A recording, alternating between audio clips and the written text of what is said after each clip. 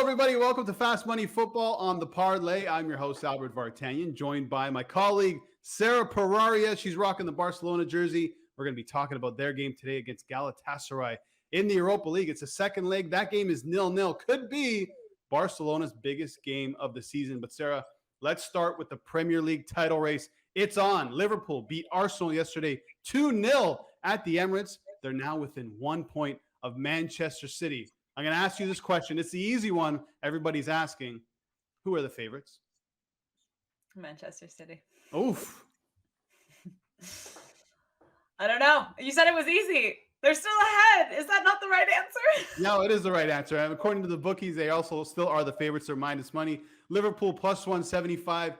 Liverpool still have to go to Man City. That is the big game. That's the game that's pretty much going to decide this thing. I mean, there's games in between. But when it comes down to it, that head-to-head really is going to be the difference maker. Like I mentioned yesterday, Liverpool are going to play another game on Saturday, I believe, which would, if they win that game, they actually go ahead of Manchester City 2 points before City's game, which is a late one against Burnley. So I think there's going to be a little bit more pressure on Manchester City. But at the moment, it's City's to lose, I think. Yeah, it seems like it's, that's the way it is right now. But we have to remember, we spoke about this before, but, I love when a competition is so tight because we saw a few months ago, it looked like the Premier League was over and it takes away from the league. You're not nearly as excited for half the game. So for me, not having a team in the EPL, this is great. Just as a football fan, I love it. There's no pressure for me. I'm enjoying just the great games. But yeah, I don't know. Like we've seen Liverpool bottle the league before. I mean, not to say that City hasn't either. They haven't been able to win a UCL, title in all these years. Liverpool have. Yeah, exactly. So it's hard to say what's going to happen, but I really think you're right. It's going to come down to that one head-to-head. And until then, both teams have to be winning every game. There's no chance for any error right now. No, not at all. And Liverpool, just pulling up their fixtures right now. Their next game is in the FA Cup away to Nottingham Forest. Then they have Watford in the league. Then City, Villa, United, Everton, Newcastle, Tottenham, Southampton, Wolves. That's a pretty difficult run-in. If I pull up Manchester City, let's just compare the two because now I'm really curious. I was looking at this yesterday, and I think I'm giving the slight edge to Manchester City. They have Southampton in the FA Cup, then Burnley away, Liverpool, that massive game, Wolves, Brighton, Watford, Leeds, Newcastle, West Ham, Villa. Yeah. That's a bit of an easier run-in for Manchester City. But, I mean, at this point, because it's so tight, so much pressure on either side, there can be slip-ups. We've seen with Manchester City, they slipped up against Crystal Palace. Yes, they were the better team. Yes, if they played that game 10 times over, they probably would have scored 3 or more goals. I mean, they potentially almost slipped up against Everton. Everton played fantastic against Manchester City. They didn't get Everton get the calls. That game could have gone a different way. Could have been just 1 point for Manchester City. They dropped points against Tottenham. Liverpool aren't really dropping points. I mean, we saw them lose in the second leg against Inter, but that was kind of a wash considering they're already up on aggregate and they went through. At the moment, the momentum is with Liverpool, but looking at this run-in, it's City for me. Yeah, it seems like after the Liverpool and City game, Liverpool have, 4 or 5 games, I think that I heard you say that sound like they are going to be challenging. But at the same time, we've seen Liverpool and the team that they have, even yesterday against Arsenal, they didn't even start Salah and they were just, as competitive because, he really is one of the best players in the world right now. Losing him would be, a huge factor. But Liverpool showed that even without him, they're still going to score goals. They're just as dangerous. You have players like Diogo Jota, Luis Diaz, Sadio Mane, of course, Firmino coming in. Like, they're still an amazing side. So I don't know. I'm so excited for this because I think that one game, Liverpool and City, I think we're all going to be eating the popcorn just watching that game. I cannot wait for that game. And I think you mentioned it. The depth for Liverpool is something they haven't had for quite some time. I think City just edged them out for quite a while. I mean, most of the league, considering how deep their bench is. I mean, we always talk about it. You always hear about it. Man City's B team can probably finish in the top 4 in the Premier League. That's how deep they are. Chelsea, similar with depth, but Liverpool, they're there now. And look at that, their attack. You bring on Bobby Firmino and Mohamed Salah. I mean, if you're the Arsenal defenders, you see that happening. Like, it's relentless. It's just nonstop attack, and they all do the same job. They've all bought into Jurgen Klopp. So, yes, exciting. I'm with you, though. I think this is City's to lose, but I wouldn't count on Liverpool, not for 1 second. Let's talk about Arsenal. Thought they played a really good first half, but once that first goal went in, Ramsdale made a mistake at his near post. It killed them and it killed momentum, and Liverpool went on to win the game. But I think they deserve a little bit of credit. I mean, they stepped up. They started the season poorly, but where they've come from the beginning of the season until now is quite the improvement. And I think that game against Liverpool, yes, it was a loss, but somewhat of a stepping stone for them, knowing that, hey, listen, we were in the game. Maybe we're just a few pieces away from really competing in the top 4. Yeah, and I mean, listen, like, they lost the game, but they're still in fourth place. They still have games in hand against, United, who's just behind them. Yeah. So I think they still have a bit of an advantage if they win their next few games. But yeah, no, I agree. They played an amazing first half. They were pressing, they looked aggressive, they were shooting, taking advantage of anything they could. But yeah, that one goal just kind of tore them apart. And I think sometimes you see this with younger teams. It's hard to get that confidence back. But I was really proud of the way they played and really happy to see Mikel Arteta finally kind of coming into his own there, because I didn't want to see him, get sacked at Arsenal, being the legend he was there. I was happy to see that he's, like, come into his own there and he's doing well. Man, listen, they went toe to toe with one of the best teams in the world for about 60 minutes. I mean, they deserve a lot of credit, and they should be one of the favorites, and they are, to finish in the top 4. Currently 51 points, 1 point on Manchester United. They have 2 games in hand over United. Behind them, West Ham, 48 points, 29 games played. And then Spurs, who won yesterday. Good call, by the way. You went on a limb and decided to back Spurs. I didn't. I just backed Harry Kane. I'm like, listen, if he could score, fantastic, which he did. Looking at this now, who is actually in this race for the top 4, in your opinion? Because you have United, who have just lost the Champions League. Mm-hmm. I think they might finish the season on a win. It just doesn't look good over there at the moment. West Ham still in the Europa League. That's obviously been playing into their performances in the Premier League. They played today actually against Sevilla, which is actually one of the biggest games for them in quite some time. Then you have Spurs, who are knocked out of every single competition. They have a game in hand. I think it's between them two at the moment. Yeah, I mean, listen, Spurs are knocked out of every competition. And then, yeah, they won yesterday, but we've talked about this team before, and I would have an issue backing them still. I think, honestly, Arsenal is in the best position right now, but I wouldn't rule out United. I don't consider West Ham even in this anymore. Really? Yeah, I don't know. Well, I mean, if they get knocked out today of the Europa League, that's one less thing they have to worry about. Yeah, but they have to win games. Right. I don't know. West Ham, they were at the top of the table for a minute there at the beginning. Like, they just really collapsed. I don't know. I see Spurs doing better than West Ham at this point. I see Arsenal, United, Spurs, West Ham. Are we writing off Manchester United? Or is that naive of us to do that? I would take them over Spurs right now. I think Arsenal has the best chance to finish 4th, then United, then Spurs, then West Ham.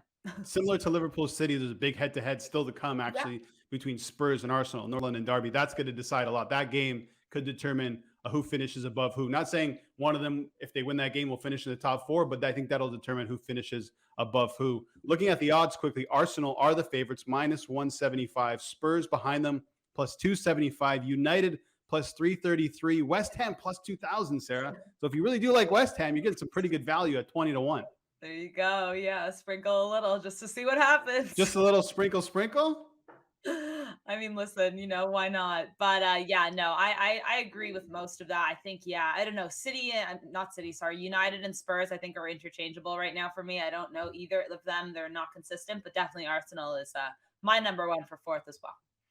Okay. Well, from the top of the table to the bottom of the table, Everton have a big matchup today against Newcastle. Everton at home, plus 125. Newcastle, plus 230.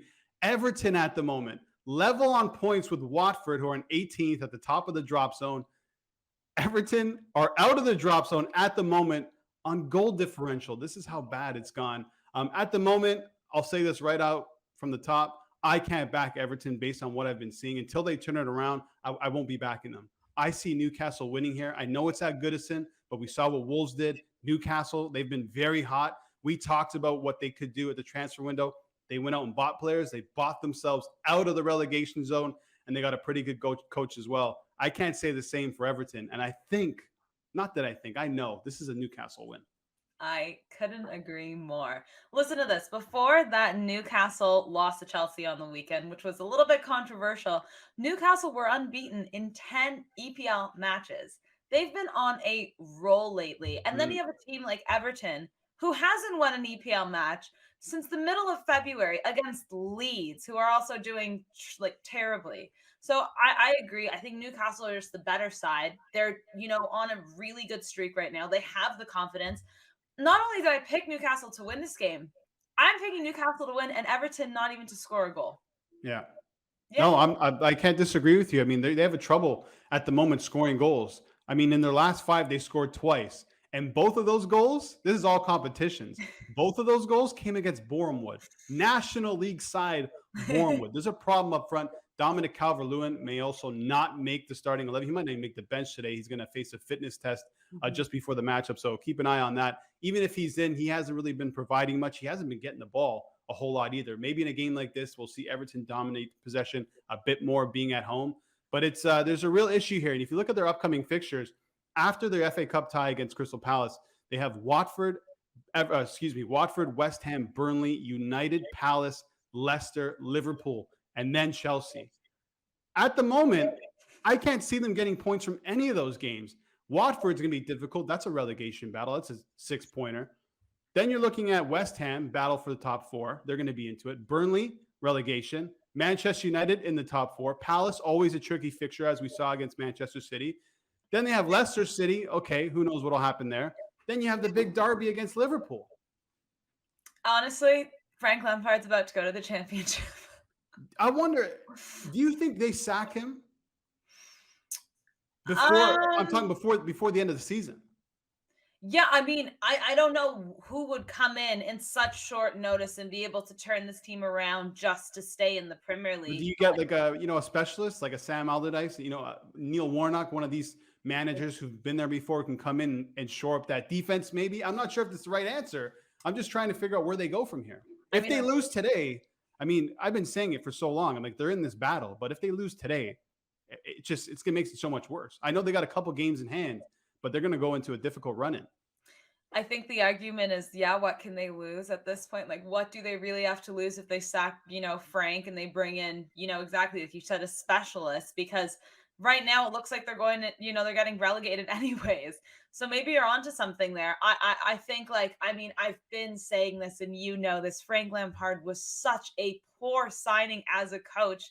And it's proving so as well. He has no idea what to do with this team. Like, I understand, there have been injuries, but this team should not be doing as bad as they are with the talent they have. And it's getting to the point where I feel like I see players like Richarlison. I'm like, I hope he leaves and goes somewhere because I feel bad for him in his career right now. This is a difficult position to be in. And I watched these guys play, and I said this, I think, last week.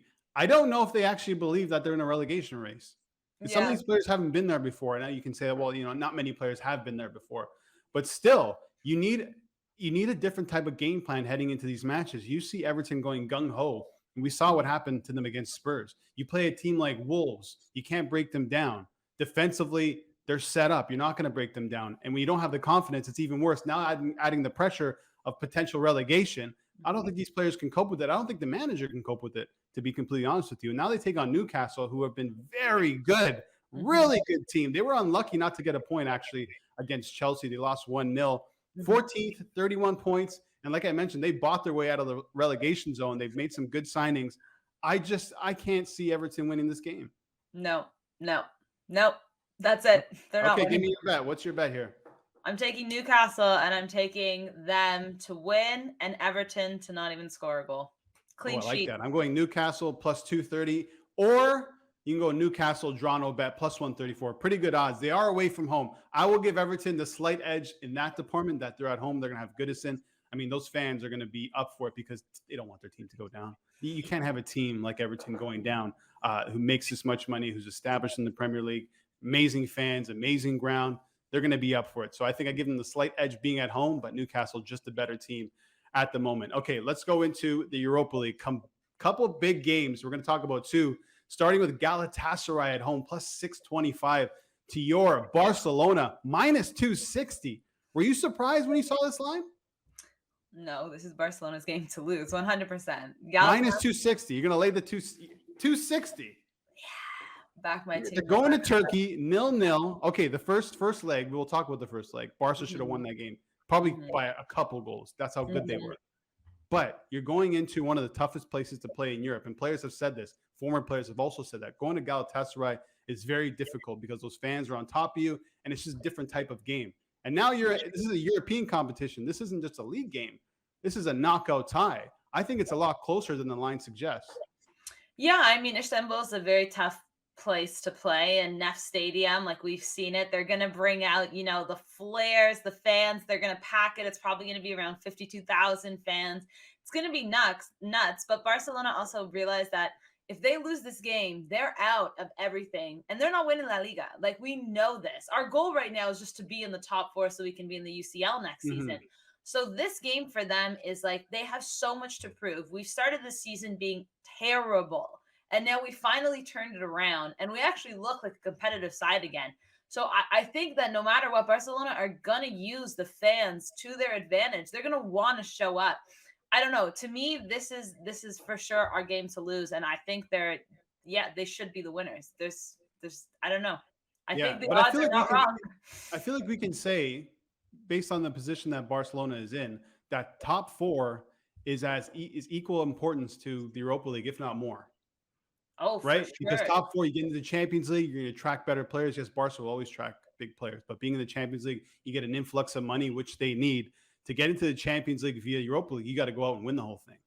Yeah, exactly. Not to mention we haven't been in the Europa League since I think like 2004, 2005 when we were knocked out of the UCL. Like, we don't want to be here. We're not supposed to be here. We're Barcelona. So yeah, I 100% agree. Both are very equal in terms of importance, but I think we do have a bit more of a edge in the La Liga race because we have been doing so well, and we're like they're very close.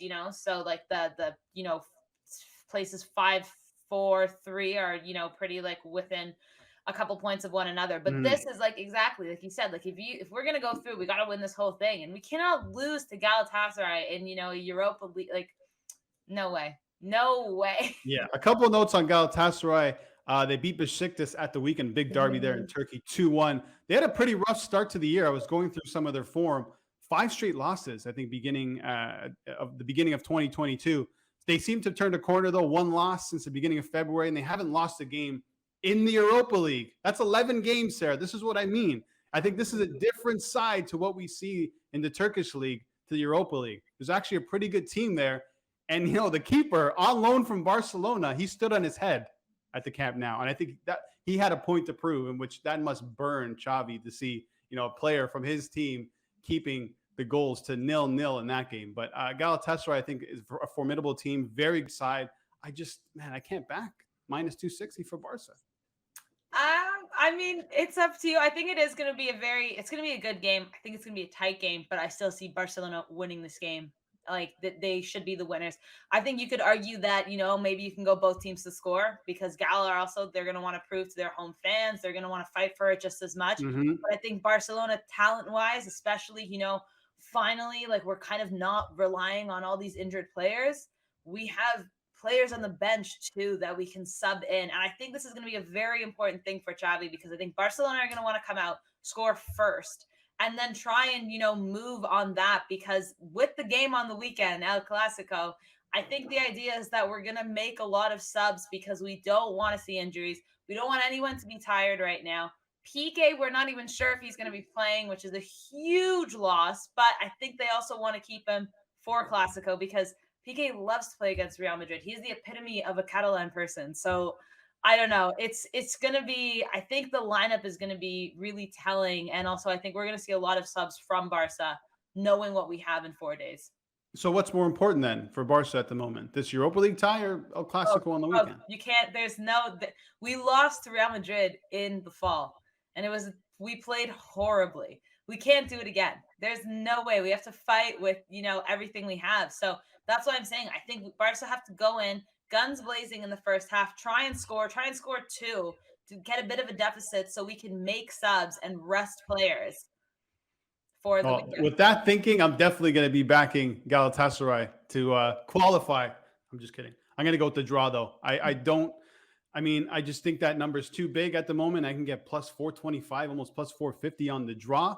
Not saying Galatasaray is going to go through. I just think this game is going to be tight. And once again, we keep talking about it with these knockout games. The first goal is going to be so important. If Galatasaray get that first goal, it's going to be a long night for Barcelona. Give me your official pick, Sarah.